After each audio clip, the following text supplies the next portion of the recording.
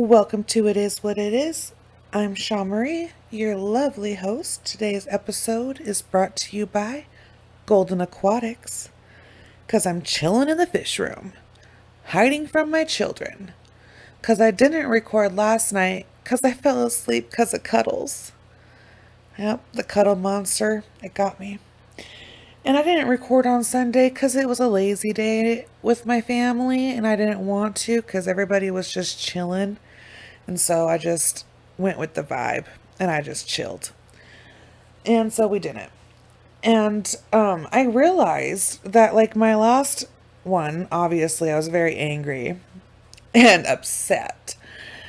And I didn't point out the people lately who were like being real sweethearts and like reaching out to me and letting me know that they like my show and everything else. And so, just real quick, I won't say like the last name or anything, but Kim from fucking Ireland, I love you. I never in a million years thought anybody in Ireland would ever know my name. And so I'm literally looking at Google pictures right now of where she said she's from. And girl, do you RMB? Like, this place is gorgeous. So I just want to say thank you. You reaching out to me and letting me know you like my show. Literally, even though it was like a couple days ago, I'm still like on cloud nine about it because Ireland? Anywho, that was amazing. So, yeah, since I fell asleep with Cuddles last night, I have to do this podcast before my sweet little baby Logan, he's my nephew, comes over here. He's gonna be my little nephew, like my little big nephew. Like, I'm not even kidding. You guys, I'm gonna ask my sister if I can post a picture of him. But my nephew is smaller than he is younger than my daughter, and my daughter is 2. He's like not even like a couple months younger than her. But anyway, the boy is massive, y'all. Like, you would just think he lives off potatoes or something. Like, the boy is huge. He is going to tower everyone in my family. And my sister's tall. Like, super tall. So, I don't know. All my sisters are tall. My 2 sisters. I'm short as fuck. But yeah, enough with the banter. So anyway, today's story, we are going to go back in time to 1980, July 20th of 1980. And we are going to Morristown, Tennessee. So we rewind the clock almost 40 years ago. And here we go. So on July 20th, 1980, in Morristown, Tennessee, almost 40 years ago, the best friends, Mitzi and Mary Elizabeth Jones, she was born on February 25th, 1964.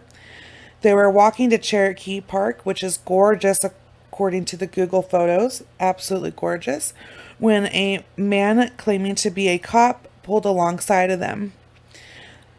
This is Mitzi's own word. He showed us his badge, identified, and his identification. He had a gun on his hip. That's what made us believe he was a police officer. And said he was looking for 2 runaways and told us their names. And could we help him?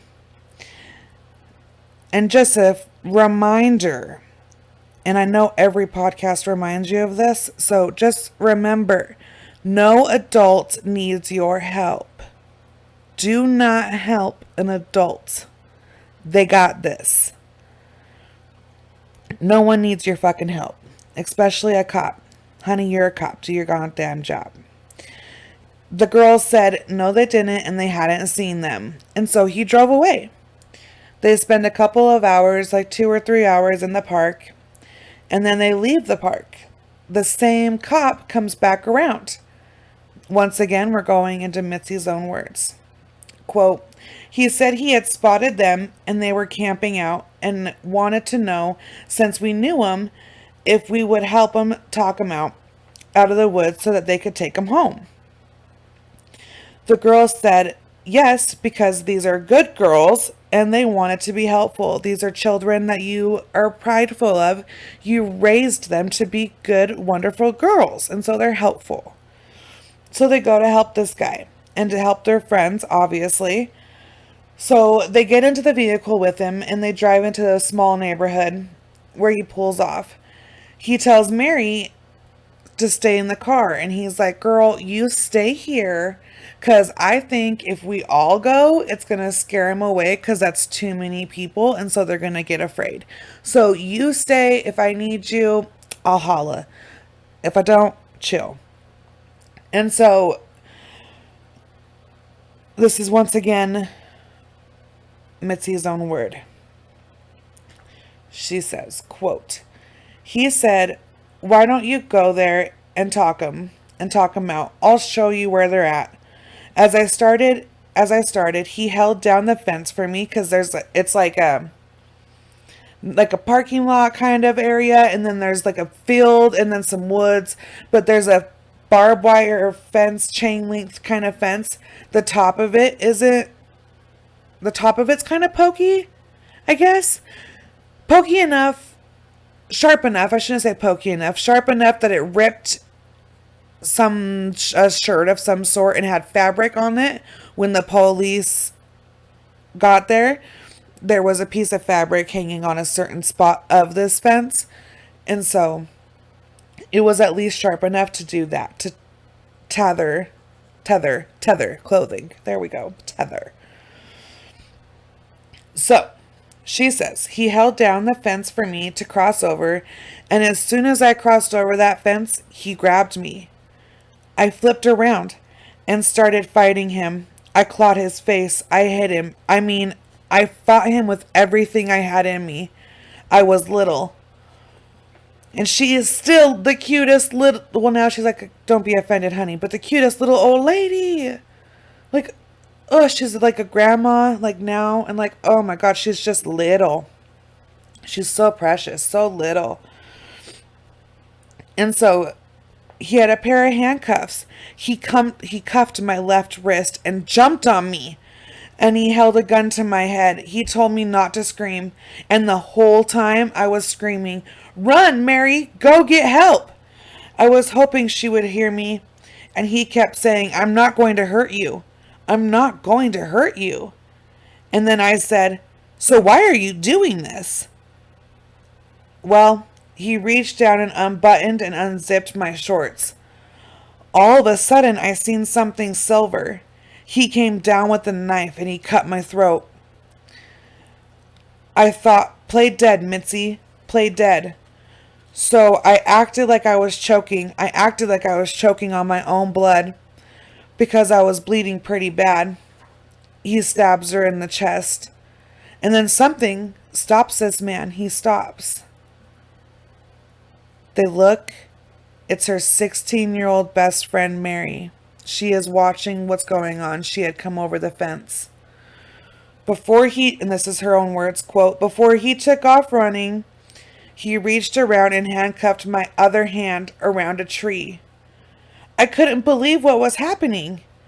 I mean, here we were, thought we was being helping an officer, and now I'm laying handcuffed to a tree, my throat slashed.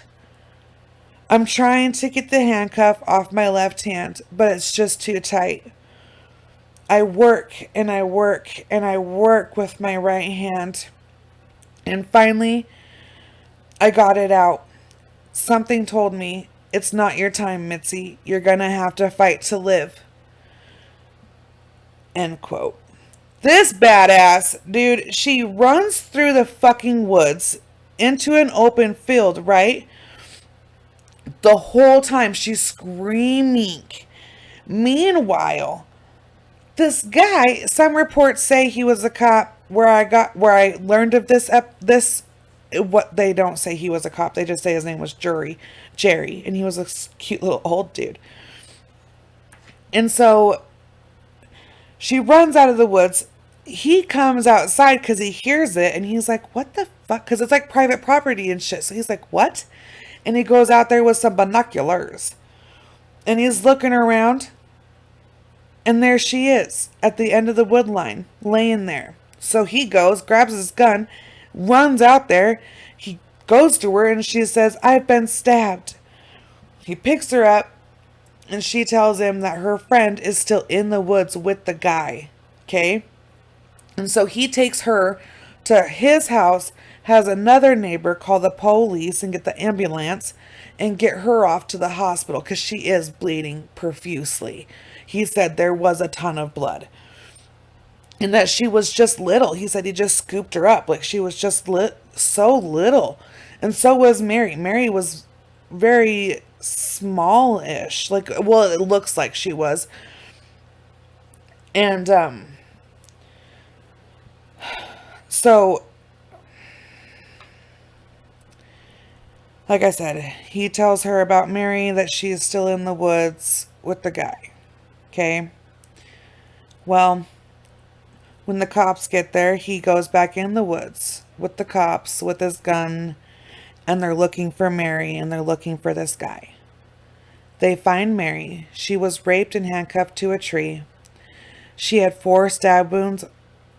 One of them on her neck was so bad that you can tell whoever had put the knife in her neck had twisted the knife, so there was a hole. Mary's shorts were 30 yards away, and her shirt was pulled up around her chest. You can tell that she had fought for her life, and she had fought hard.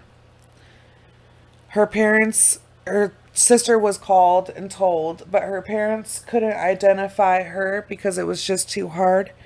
And so her uncle volunteered to go in and ID her. The family says he was never the same after that.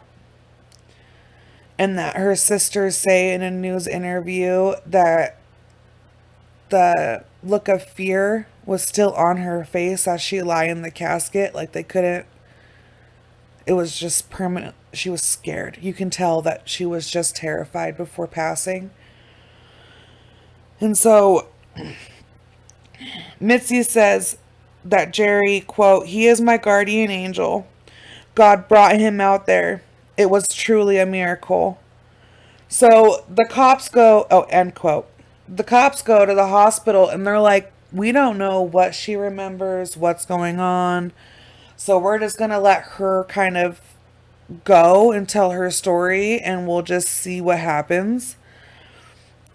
And so shockingly, Mitzi is like, "I'm fucking ready. Like, I'm talking now. This is what happened."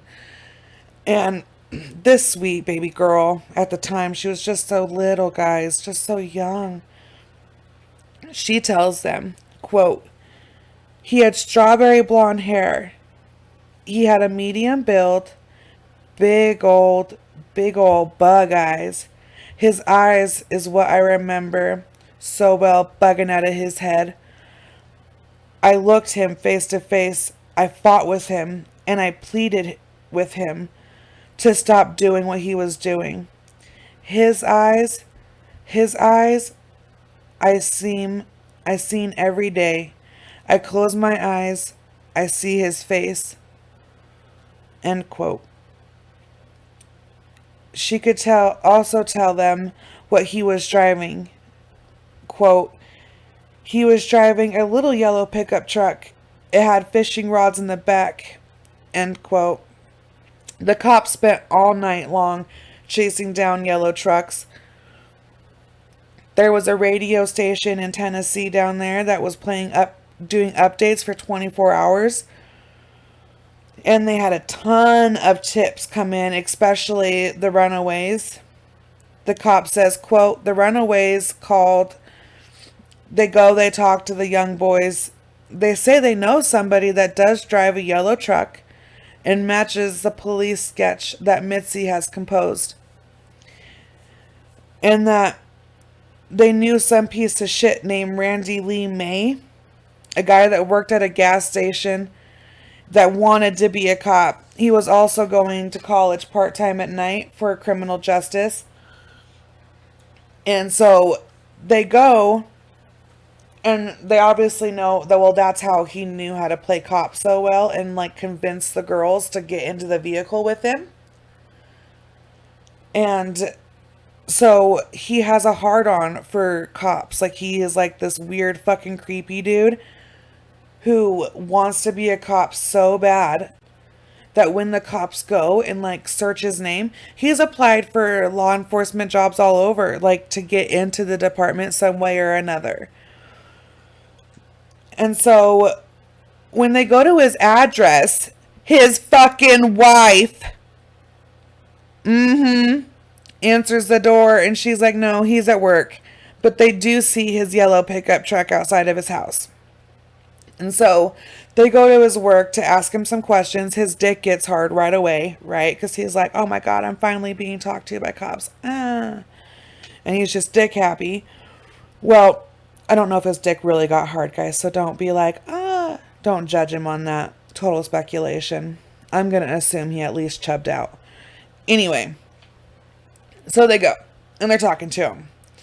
And he says that day he was fishing nearby. So that's why Mitzi saw his truck and, you know, could ID him. And that's why the boys were like, oh yeah, for sure. And so that he was fishing, and that when he was fishing, he left his keys in the truck. And somebody must have came and taken his truck and gone and done whatever they did, and then brought his truck back, parked it where he parked it, and went about their criminal day. But he only knew this after coming to the realization, after he went home, mowed his yard, detailed his truck. And then when he was doing that and cleaning his truck, he's like, well, shit, damn. There's some things out of place here. So he claims that he drives to the police station, talks to an officer, makes a report of all this stuff that's amiss, and it's just so question markish. We don't know what the hell's going on. And so they're like, the detective, right? He's like, yeah, no kidding. Someone stole it and took it back. Whoa. You're like the only guy this has ever happened to in the world. Who the fuck steals it and then go parks it back unless they're your child? You know what I mean? I stole my mom's rig plenty of times. Anyway, he says his knife and other things, they're gone. And they know this fool is just trying to fucking distance himself from everything. So they go. They try to track down this mysterious officer or find a report of some sorts. They find nothing. They find no report. We can't find an officer who says that they talked to him. And so that concretes it in their head. They're like, for sure, he's just distancing himself. And so they're like, hey, buddy, can we look around your house? Once again, his little man, Dick Chubb, he was like, oh my God, cops search my house? Yeah. And they're like, do you have any guns? He's like, I do. And he pulls out a gun from in between his mattresses. And he's like, I got this one, guys. Look how cool I am. So they take it. They're also looking around. And they notice a handcuff holster that is empty. And so they're like, yeah, the guy must have stole the handcuffs too. The guy that stole my truck and brought it back to me, he just didn't give me back my handcuffs. And so they tell him, they're like, man, we know you're full of shit. Tell us the truth. Tell us what you know, Randy. And so he cracks, and he tells almost the same story Mitzi tells. Almost. Except for he doesn't bring up the part about the runaways. I mean, he does about the part about the runaways. That's what matches up. He does say, I tricked them. I said I was a cop. I did the runaway story. I did try to rape Mitzi, but doesn't remember stabbing her. Does not remember any of that at all. And so when they bring up the actual rape of Mary and her death, he says all he remembers is taking Mary into the woods and cleaning off his knife and leaving the woods. And so he takes the cops back to his house and gives over everything. The other empty handcuff case, the keys to the cuff, the gun, the badge. And just so they knew that everything they had on this fucking asshole would stick, they had Mitzi do a lineup, and she picks him out right away. She says, quote, "I was shaking all over. I was scared to death. There was no doubt in my mind it was him, the one that attacked me." End quote. So Randy takes a deal so that they don't have to go to trial and that Mitzi doesn't have to testify against him, because they know if Mitzi gets up on the stand and tells her story, dude's gonna die. Like, they will give him death, no questions, because not only is she a survivor, but she remembers hearing her friend screaming, like her friend dying. Like, she knows my friend is dead. This poor sweet girl. Like, she is the survivor. She has that survivor's guilt. It is just so horrible. And so they say that he gets 30 years without parole. But in Tennessee, it's different. In Tennessee, you get good behavior and good points. And it's kind of like some federal prisons do it, where you can take like classes and group classes and stuff like that. And some of these classes can take up like years off your sentence, years, months, whatever. And then credit for good time, where it's like, obviously good time is self-explanatory. You're a good inmate. You don't cause any shit. You do what you're supposed to do. You serve your time. You make it easy on everybody. And that a life sentence is classified as a percentage of life. And I guess his is 30%. And that just 6 years after he was in prison, he was in front of the parole board, and now her family has to face him and keep him where he belongs. Mitzi says, quote, "It's exhausting. It's horrible to have to relive it, but I made a vow to Mary, as long as there was breath in me, that I would go and fight to keep him there.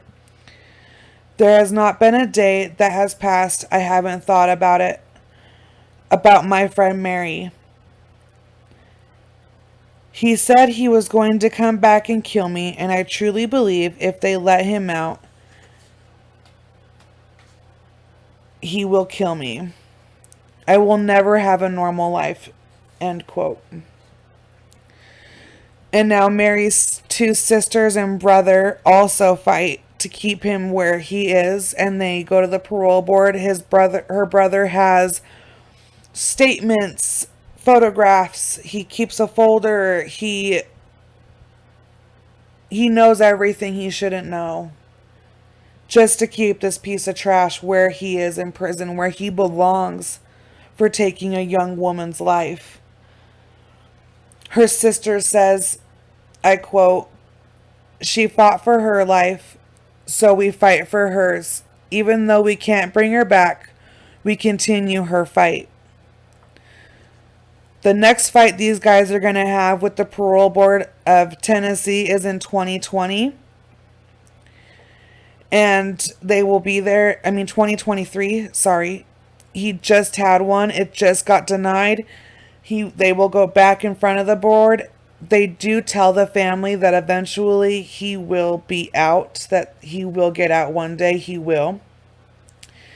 And so at the end of this, I'm going to tell you guys how you guys can write the parole board and just, if you want to, just express your thoughts on how this community should stand up for Mary and her family and do what's right. These people are victims. They should not have to go and tell a board of people why he's a piece of shit. Look at what he's done. Look at what they've been through. Look at what he put that poor 16-year-old girl through. He put a knife in this young woman's neck and twisted it. He raped her. There was a small amount of DNA found within her. He is a horrible person. And I understand Tennessee has different laws. Everybody has different laws. We may not like them. But if we can help this family just a little bit, the fact that Mitzi can never move past this and she has to constantly relive it and go through it and tell her story that has never wavered is heartbreaking. She should not have to do that. She is a victim. She should not have to sit there and plead her case on why this man needs to be where he is. It is horrible. Absolutely horrible that is what a family, a victim has to do just to keep a person that they are truly terrified of where they belong. It's horrible and saddening and heartening, and it breaks my heart. And Mitzi, I feel for you. She did. So where I came across this is, I believe when I grow up, I'm going to be just like Paula Zahn, bro. She is just amazing. I love her. Paula, if you ever hear this, girl, you're my hero. She's had 20 seasons of On the Case. 20 seasons. She's been a reporter. She's amazing. Absolutely amazing. And this is episode 7 of season 20, A Predator in the Woods. Absolutely amazing. Paula Zahn. I think I'm saying her last name right. I'm really horrible with last names, but oh my God, girl, I absolutely adore you. You are amazing. What I want to be when I grow up. You know what I mean. She's literally just amazing. So if you don't watch her show on the ID channel, what is wrong with you? Go. You're like 20 seasons behind me, bro. So go catch up. Anywho, so you guys can write Tennessee Board of Parole and then put regarding Randy May parole hearing at 401 James Robertson's Parkway, Nashville, Tennessee, 37243. Bam! And there's also a email address, bop.wmail@tn.gov. Again, that is the Tennessee Board of Parole regarding Randy May parole hearing. 401 James Robertson's Parkway, Nashville, Tennessee, 37243. Or send an email at bob.webmail@tn.gov.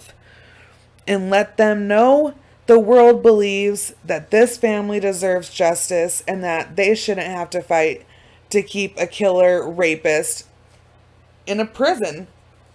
He should know that's where he belongs. And her brother even says that if he dies there, he still has not made, that's not enough time. It's still not enough time for the life he took. Mary was amazing. She was the key piecer of her family. She was sweet. She was kind. She did not have to live through that, and Mitzi should not have to see her sit 4 feet away from the man who ruined her life and who scarred her.